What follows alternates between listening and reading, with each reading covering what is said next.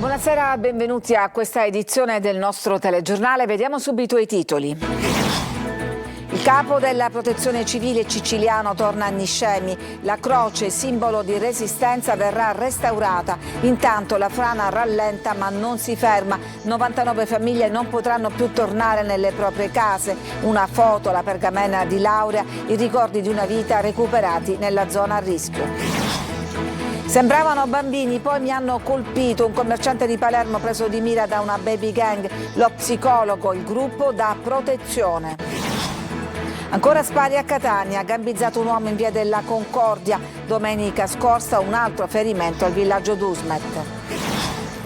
La rapina a un bombolaro di Catania, armato di pistola, si fa consegnare l'incasso, poi fugge ma viene riconosciuto e arrestato. Picchiato sempre a Catania un maresciallo dei carabinieri che aveva redarguito un uomo. Aveva deciso di cambiare cella e voleva trasferirsi in un altro piano. Un detenuto del carcere di Cavadonna a Siracusa picchia gli agenti che volevano riportarlo nella sua sezione. Mattinata d'inferno sulla circonvallazione di Catania con code chilometriche, automobilisti inferociti rimasti incolonnati per ore. Il tappo era un cantiere al Tondo Gioeni. A Palermo in mostra i capolavori dell'impressionismo. Monet e la Normandia racconta anche la relazione tra i due paesi.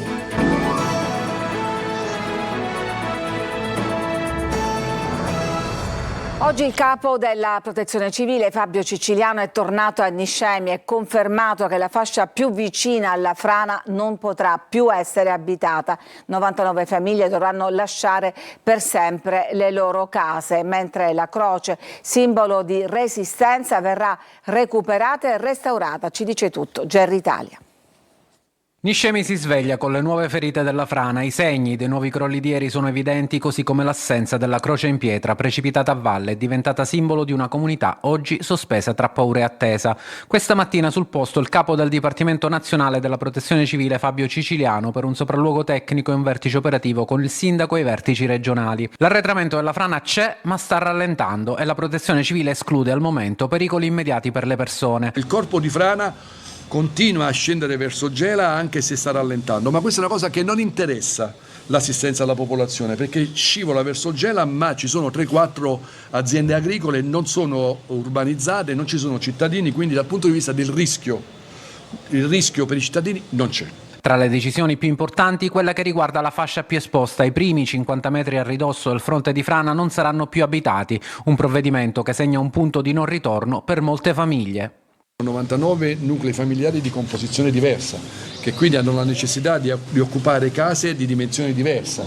Quindi bisogna fare in modo, fare scopa tra quelle che sono le dimensioni, i dimensionamenti delle nuclei familiari da un lato, con quelle che poi sono le case che riescono ad essere disponibili. Intanto sono in corso 2 studi satellitari per monitorare i movimenti del terreno e valutare la stabilità delle altre 2 fasce. Nel frattempo, per recuperare gli oggetti personali delle case inaccessibili, verranno utilizzati droni e squadre speciali di polizia. Altro capitolo delicato è quello delle scuole. I 3 istituti in zona rossa non riapriranno più. Si apre così un confronto con la comunità e con l'amministrazione per la realizzazione di nuove strutture. E poi la croce caduta verrà recuperata e verrà restaurata. Una scelta condivisa con il sindaco Massimiliano Conti per restituire alla città un simbolo di speranza. Sarà recuperata e sarà poi restaurata e verrà restituita alla comunità e ai cittadini di Niscemi. Ne ho parlato con il sindaco perché è giusto che i simboli poi abbiano una loro significatività.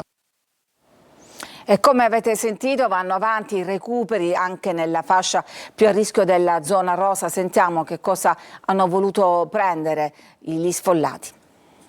Indubbiamente le cose che ci serviranno per il prossimo futuro, da qui a 15 giorni a un mese, adesso non so quantificarle, e quelle pergamene delle lauree dei miei figli, che sono costate tanti sacrifici a loro e sono costate tanti sacrifici ai genitori. Foto, le videocassette, tutto quello che è stato il mio passato. Le altre cose, l'abbigliamento, penso che mi sento meno legato a queste cose, ecco, al quotidiano. Quelli sono i ricordi. Il più importante è la foto di mia mamma che è morta a dicembre scorso. Non ho niente, ma una maglietta magari da tenermi, da stringermi. E la vorrei con me, ma meno male che non ha visto tutto, perché una seconda volta non l'avrebbe sopportato. E adesso la cronaca. Sembravano bambini, poi mi hanno aggredito. Sentiamo il racconto di un commerciante di Palermo preso di mira da una baby gang. Se tu vedi 11 bambini, per me 11 bambini, non vai a pensare che possano essere 11 delinquenti. Lui è Luciano, un commerciante palermitano. Gestisce questo museo dei vecchi ricordi e domenica sera stava serenamente passeggiando con la moglie nei pressi del Tribunale di Palermo. All'improvviso è stato aggredito selvaggiamente da 11 ragazzini, o meglio bambini, perché come lui racconta, avevano tutti tra i 9 e 11 anni. Uno di loro, proprio con efferata violenza, proprio a quel punto non era più un bambino di 11 anni, proprio si è girato, si è caricato di energia per sferrarmi un pugno dritto proprio allo stomaco e a farmi male, proprio male. C'è proprio un'azione premeditata, un'azione che ritengo veramente fatta per volermi far male e soprattutto per volermi separare da mia moglie, perché l'intento, e ne sono convintissimo, era quello di essere rincorsi, in modo tale poi da lasciare io mia moglie sola e loro poi avrebbero potuto fare lo scippo, insomma non funziona questa cosa. Ancora violenza a Palermo e a compierla sono sempre più i giovanissimi. Luciano si ritiene addirittura fortunato. Pensi pure che a 11 anni poteva anche avere un coltello e che quindi anziché sferrarmi semplicemente il pugno mi dava una coltellata e mi lasciava a terra e lì c'era poi la tragedia. E sono sempre più giovanissimi coinvolti in pestaggi e atti vandalici. Sentiamo un esperto sul meccanismo del branco, Giussi Lazzara. Sempre più piccoli e sempre più violenti. Da Palermo a Catania, gli ultimi fatti di cronaca raccontano di raid punitivi e atti vandalici su negozi e arredi urbani. Spesso agiscono in gruppo e diventano pericolosi. Il gruppo diventa modello di identificazione sulle scelte comportamentali. Quindi se siamo tutti insieme possiamo fare tutto quello che riteniamo e possiamo imitare quello che già abbiamo visto fanno altri gruppi più adulti, quello che già abbiamo visto fare attraverso i social. Se siamo da soli siamo insicuri, incapaci, senza alcun modello e naturalmente siamo anche vulnerabili. Mancano i modelli di riferimento, la carenza di stimoli. Faccio riferimento alla carenza della presenza di modelli educativi che dovrebbero scaturire da un lato dagli istituti scolastici e dall'altro dalla famiglia. L'assenza di questi modelli porta questi ragazzini a introiettare come modelli adeguati i modelli devianti. In aumento anche casi di cyberbullismo tra i giovanissimi che si sfidano sui social. Intanto a Catania si continua a sparare, colpito alla gamba un uomo in via della Concordia. La sua versione non convince gli investigatori. Sentiamo Luca Ciliberti. Un colpo accidentale o un avvertimento? La polizia di Catania indaga su una nuova sparatoria avvenuta in via della Concordia. La vittima è un 27enne che lavora in un salone per parrucchieri e che è stato trasportato da un conoscente in scooter al pronto soccorso dell'ospedale Garibaldi Centro. L'uomo è agli arresti domiciliari ma ha un regolare permesso del tribunale per lavorare. La sua versione però non convince gli investigatori. Ha raccontato che avrebbe sentito qualcuno litigare in strada e quando è uscito per vedere di cosa si trattasse sarebbe stato ferito alla tibia con un colpo di arma da fuoco.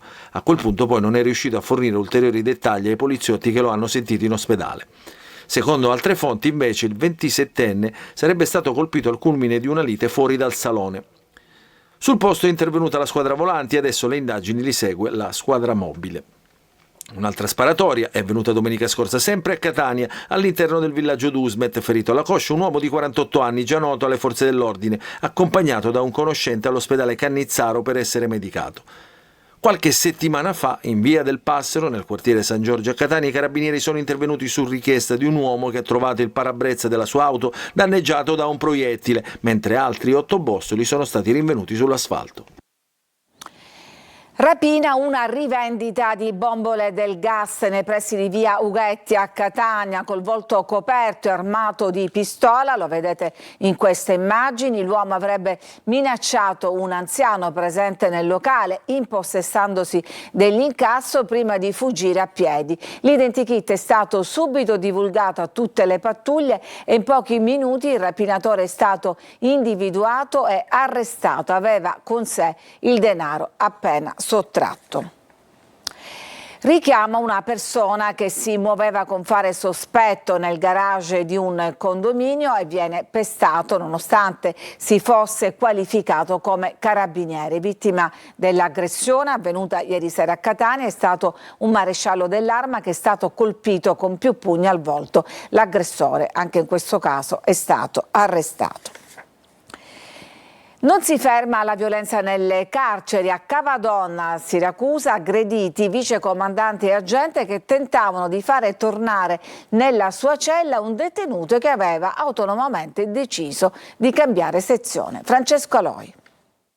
Il carcere è sempre più teatro di aggressioni. Ancora una, l'ennesima a Cavadonna. Nel penitenziario di Siracusa questa volta vittime sono stati il vicecomandante ed un agente. Per quest'ultimo lussazione della spalla e 7 giorni di prognosi. Tutto perché un detenuto aveva deciso di cambiare cella senza alcuna autorizzazione. Quando gli è stato ordinato di tornare nel blocco 10, dove doveva stare, ecco le violenze. Con lui anche gli altri detenuti della cella del blocco 20, scagliati contro il personale. A Cavadonna, se non è emergenza, poco ci manca. Già qualche settimana fa altri casi di violenza avevano portato il carcere alla ribalta. Ormai di questa aggressione non se ne può più. Bisogna che ci siano pene certe su queste aggressioni, perché la questione non può continuare in questo modo. E tra carenze di organico e di rispetto per le divise, ormai nelle carceri diventa sempre più difficile lavorare. I carabinieri di Taormina hanno arrestato per tentato femminicidio un uomo originario del Marocco. Da anni vessava la moglie e al culmine di una lite l'ha spinta facendola cadere dal balcone della loro abitazione e causandole gravi lesioni. L'omicidio di Piersanti Mattarella merita sicuramente approfondimenti in relazione alla pista nera, una questione molto seria, lo ha detto il procuratore di Caltanissetta Salvatore De Luca, sentito alla Commissione Antimafia Nazionale. De Luca invece non crede ad una ingerenza dell'eversione nera nell'attentato al giudice Giovanni Falcone. Resta il mistero, ha detto, sull'identità dell'amico che avrebbe tradito Paolo Borsellino. Il GIP ha rinviato a giudizio l'avvocato ottantenne Antonio Messina, è finito in carcere ad aprile scorso con l'accusa di associazione mafiosa. Secondo i PM sarebbe lui il Solimano di cui, sotto uno pseudonimo, il boss Messina Denaro e l'amante Laura Bonafede parlavano nei pizzini. Messina avrebbe gestito i soldi della famiglia mafiosa di Campobello di Mazara, garantendo a Matteo Messina Denaro il sostentamento economico durante la latitanza.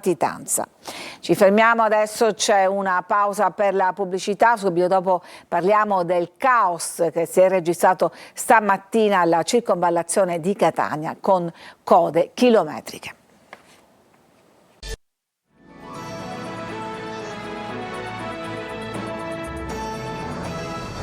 L'inferno sulla circonvallazione di Catania, il tappo creato da un cantiere ha scatenato il caos con centinaia di automobilisti inferociti. Tonino De Mano.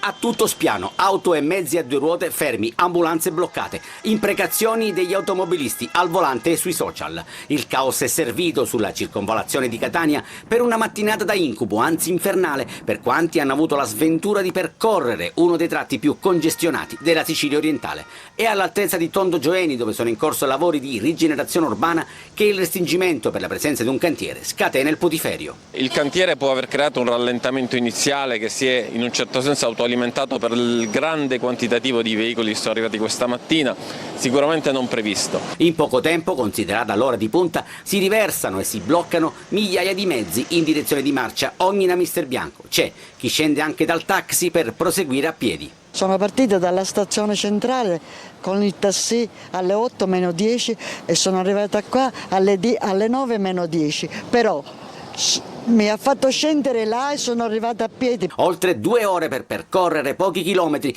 a cascata si paralizza il viale Mediterraneo con code quasi fino al casello di San Gregorio e si intasano anche le cosiddette strade alternative, poche per la verità, colpa pure di un incidente senza feriti in via Nizzeti, non distante dalla circonvolazione. Automobilisti sull'orlo di una crisi di nervi. 2 ore che siamo bloccati da Cireale per arrivare qua, 2 ore. Complimenti allora al Comune di Catania. Era meglio starsene a casa, arrivederci. Sul posto arriva direttamente il vicecomandante della Polizia Municipale Blasco che fa chiudere un torno indietro. Ha giocato anche il fatto sul rallentamento, il primo torno indietro in direzione a Cicastello che ha creato una specie di tappo. Oltre 2 ore d'attesa e cittadini inviperiti, cosa vi sentite di dire? Ci possiamo sentire dire, chiedere scusa a nome dell'amministrazione, però comunque ripeto, si tratta di un evento assolutamente imprevisto. Ancora polemiche sul ponte dello Stretto. Il deputato di AVS Angelo Bonelli ribadisce che la gara non è valida, ricordando le decisioni della Corte dei Conti, la trasformazione da project financing pubblico-privato ad opera finanziata interamente con soldi pubblici, e l'altro aspetto l'aumento dei costi da quasi 4 miliardi a 14 miliardi e mezzo. Ciuccia e Salvini Bonelli continuano a fare annuncio sull'avvio dei cantieri per poi rinviarli a date successive. Rispettiamo la Corte dei Conti, replica Ciuccia, amministratore della Stretto di Messina, le date tengono conto dei controlli della Corte. Ci fermiamo ancora, c'è una pausa e poi torniamo con la mostra degli impressionisti a Palermo.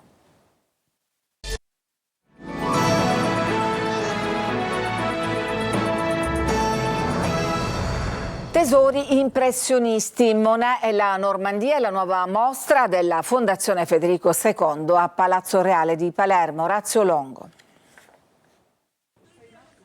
Quasi 100 opere che esplorano il movimento pittorico impressionista. La mostra al Palazzo Reale di Palermo nel centenario della morte di Monet, un'esposizione che è anche un modo per celebrare la profonda relazione tra il mondo normanno e la Sicilia fin dalla sua conquista. Le caratteristiche di questa mostra è che rende conto del rapporto fenomenale in Normandia tra la fisica della pittura e la fisica della natura. La mostra Tesori impressionisti, Monet e la Normandia sarà visitabile fino al 28 settembre ed è organizzata e promossa dalla Fondazione Federico II con il patrocinio dell'ambasciata francese e dell'Istituto francese. Un viaggio multisensoriale attraverso la realtà virtuale e la fotografia, ricorrendo anche alla nuova frontiera dell'intelligenza artificiale. Una mostra che guarda anche alla solidarietà con la proposta avanzata di destinare l'1% dei ricavi lordi alla ricostruzione di Niscemi. Si parla di qualcosa di più di 80.000 euro, che sarà un primo segnale che la Fondazione vorrà dare nei confronti della popolazione di Niscemi per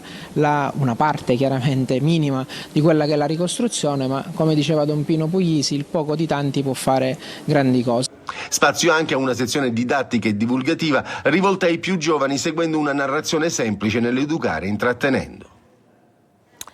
Diego Bivona, ex dirigente ERG ed ex presidente di Confindustria Siracusa, è stato eletto oggi all'unanimità presidente di Confindustria Sicilia. Succede a Gaetano Vecchio, che ha completato il mandato. Bivona è un chimico ora impegnato nel settore della sanità privata. Ed è morto a 83 anni Giorgio Bartolini, patron dell'Equipe Orizzonte, la squadra di pallanuoto femminile più titolata d'Italia. Vogliamo ricordarti così, sempre pronto a regalarci un sorriso e con la voglia travolgente di stare in mezzo a noi, lo ha ricordato la squadra. Ed era l'ultima notizia, grazie per averci seguito, a tutti una buona serata.